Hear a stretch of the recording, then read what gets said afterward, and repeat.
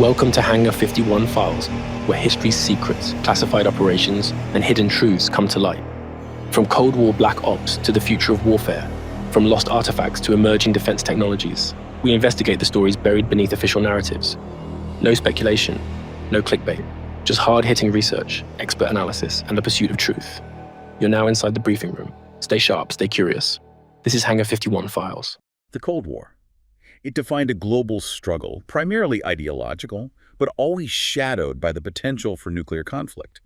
Yet, alongside this terrestrial tension, a new frontier emerged, almost unexpectedly: the moon. And the thinking wasn't just symbolic. It was about strategic high ground. Precisely, and that's what we're examining in this deep dive, the immediate U.S. reaction to Sputnik. We'll look at how military space operations were first conceived, especially regarding the moon. And the other major thread is Project Horizon, right? The U.S. Army's plan for a lunar outpost. Exactly, a very detailed plan, outlining its military purpose. We're drawing on NASA historical papers, technical analyses from sources like atomic rockets, government documents on early space policy, and the Project Horizon report itself. So this isn't speculation. We're looking at concrete plans, actual strategic thinking from that era. That's the key, documented intent. Okay, let's set the scene. October 4th, 1957, the Soviets launched Sputnik. Just 184 pounds, orbiting every 90 minutes. But that signal, it was heard everywhere. And it caused shockwaves in the U.S. Surprise, certainly, but also a deep sense of vulnerability. It really kickstarted the space race in earnest. And the military implications were, well, front and center almost immediately. Right, because just a few months later, January 58, Brigadier General Homer Bushey, who was high up in Air Force R&D, gave a stark warning. He did. He spoke to the Aero Club in Washington, arguing that Soviet control of the moon would be disastrous. He actually advocated for an American military base on the moon. Bushey wasn't just anyone, was he? He had a deep background in rocketry. A very significant figure, an early proponent connected to Robert Goddard, the liquid propellant rocket pioneer. Bushey even flew the first purely rocket-powered aircraft in the U.S. And his perspective was shaped by something else, too, wasn't it? Hiroshima. That's correct. He saw the devastation firsthand after the war. That experience likely intensified his concerns about unchecked power, especially in a new domain like space. So what was his strategic argument for a lunar base? It was quite methodical. He pointed out the moon's distance, about 239,000 miles a two-day trip with the rockets they envisioned then. Okay. He stressed the synchronous rotation. The near side always faces Earth. This meant theoretically, permanent lunar observatories could monitor Earth, maybe spotting objects just 100 feet across, continuous surveillance. Capability that just didn't exist otherwise. And the far side. That offered its own advantages, completely hidden from Earth. Bushey saw it as perfect for, secret military operations, undetectable. But his core argument was about deterrence, wasn't it? Right. Retaliation. Yes, he called the moon a retaliation base of unequaled advantage. The thinking was, if the U.S. controlled the moon, it guaranteed a devastating counterstrike about 48 hours after any Soviet first strike on Earth. And conversely, any Soviet attack on the moon base would be instantly obvious. Triggering an immediate U.S. response. It's an early, almost raw version of space-based deterrence logic. Which led to that really stark quote of his. Indeed. It has been said that he who controls the moon controls the Earth. Our planners must carefully evaluate the statement for, if Chu and I, for one, think it is, then the U.S. must control the moon. No ambiguity there. He even talked about launching weapons from the moon, right? Yes, leveraging the low gravity and lack of atmosphere. He imagined missiles being almost catapulted from silos on the far side, making them incredibly hard to detect pre-launch. And he thought a base could be somewhat self-sustaining, using lunar resources. He did. He believed the moon had useful elements, similar to Earth, for construction. He even envisioned solar power generation using flywheels made from lunar materials.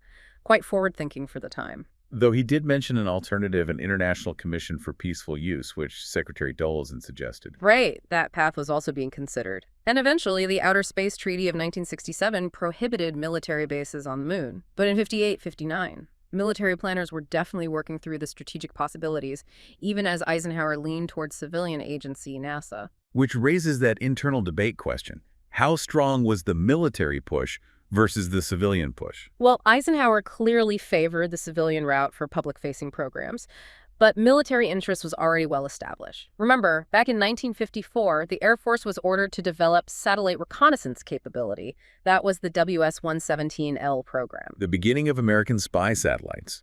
But funding was an issue. A major issue. Eisenhower's 57 budget only gave WS-117L $3 million for advanced R&D, seen as completely inadequate by program managers. And there are other hurdles, too. Definitely. R&D cuts, political sensitivities around overflight. General Schriever had to fight hard just to get another $10 million, and even that was restricted just to developing components, not building a full system. But Sputnik changed that calculation. It did. WS-117L funding jumped significantly after Sputnik. But Eisenhower played a complex hand. He pushed the public, civilian NASA program partly to establish the principle of peaceful overflight crucial for later reconnaissance, While secretly funding the CIA's Discover program. Exactly. And Eisenhower himself, he apparently wasn't that shaken by Sputnik. He believed the U.S. still held the military edge. The public outcry was more of a political problem for him. So while the Air Force was working on reconnaissance, the Army was thinking even bigger. Project Horizon. Yes. March 1959, a directive goes out. The Army Ordnance Missile Command, under General John Barclay, is tasked. Design a manned lunar outpost, plan its operation. And the timeline was aggressive. Extremely.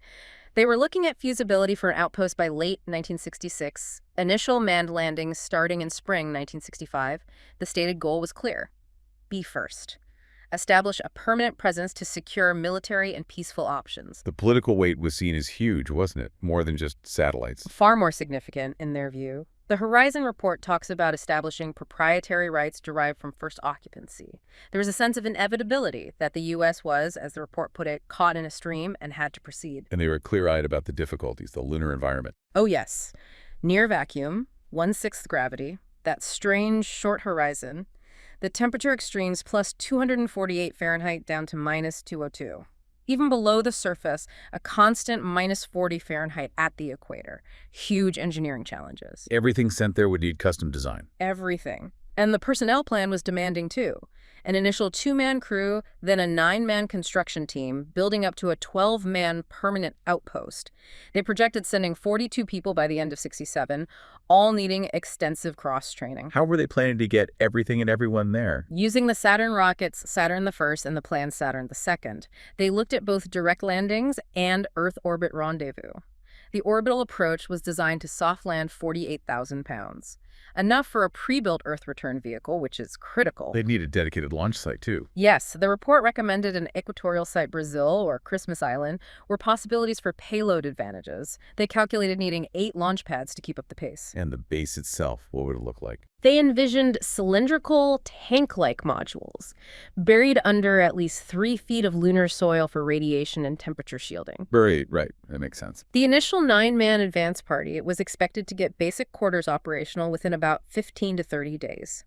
The full 12-man base design included airlocks, living spaces, a bioscience lab, even a medical and surgical facility. How would they handle life support? Air, water? Initially, liquid oxygen and nitrogen tanks. Chemical scrubbers for CO2 and moisture, later switching to a more efficient freeze-out system. Power was a big one. Nuclear ice? Yes. A 5-kilowatt nuclear reactor for the advanced team, then a bigger 40-kilowatt reactor for the main base, buried under 12 feet of regolith for shielding. Those power needs are significant. Absolutely. And you mentioned medical facilities. Surprisingly detailed plans. A biolab for analysis, and a medical facility with an operating table, x-ray, and isolation room. Essentially a small clinic prepared for emergencies and ongoing health monitoring. Were they planning scientific research too, or was it purely military? No, science was definitely part of the plan. Studying the moon's surface, radiation, micrometeoroids, mapping, gravity, magnetic fields observing Earth, even biological experiments like how humans adapt and if hydroponics could work. Communications would be vital. Essential.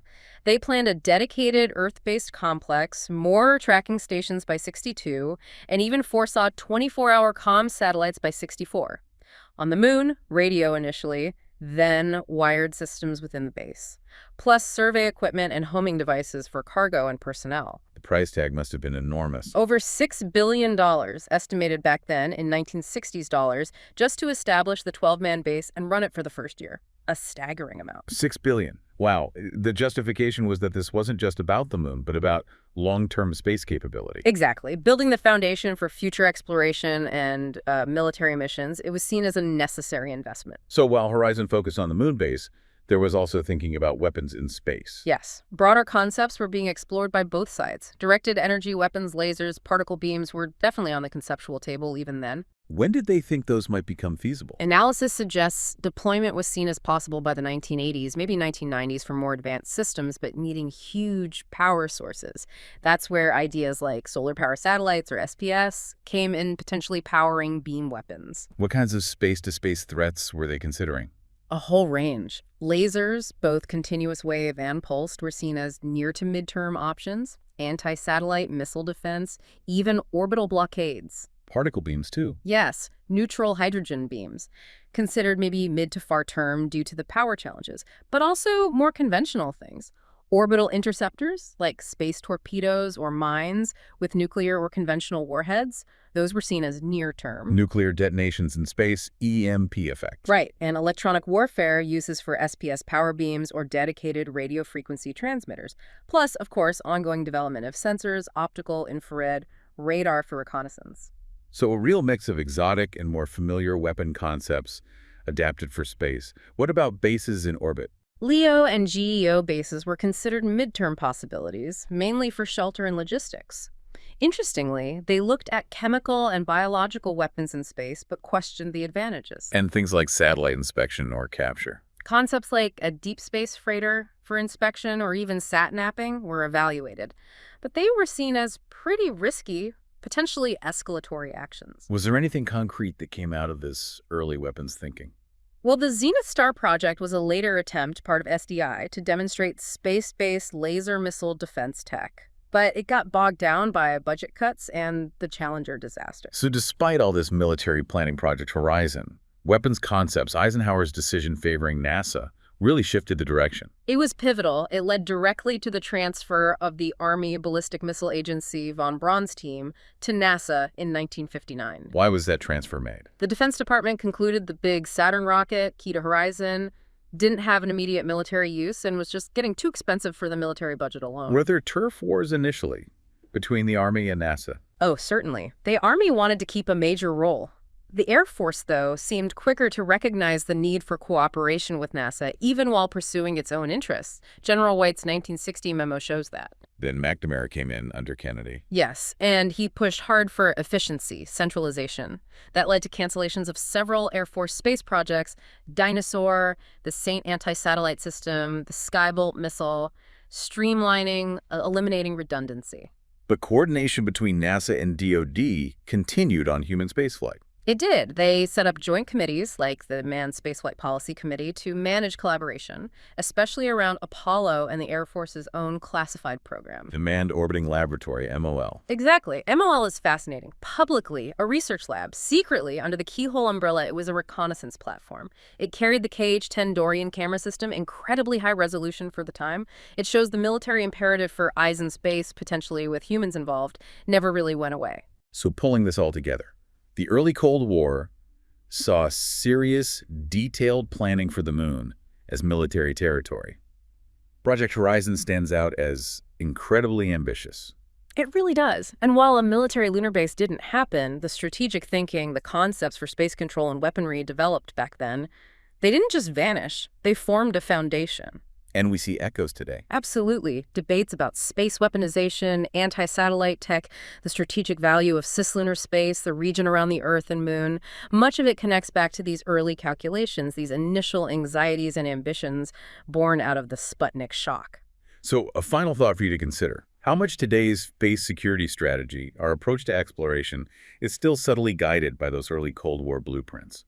The plans that were made, the capabilities that were envisioned, often hidden just beneath decades of later developments. That's it for this episode of Hangar 51 Files, where we uncover the hidden, investigate the unexplained, and challenge the official story. If you found this episode insightful, make sure to subscribe, leave a review, and share it with those who refuse to accept surface-level narratives. For more deep dives, exclusive research, and behind-the-scenes content, visit www.hangar51files.com, our YouTube channel, at Hangar 51 Files or our Substack, hangar51files.substack.com. Until next time, stay sharp, stay curious, and keep questioning everything. This is Hangar 51 Files signing off. No speculation, no clickbait, just hard-hitting research, expert analysis, and the pursuit of truth.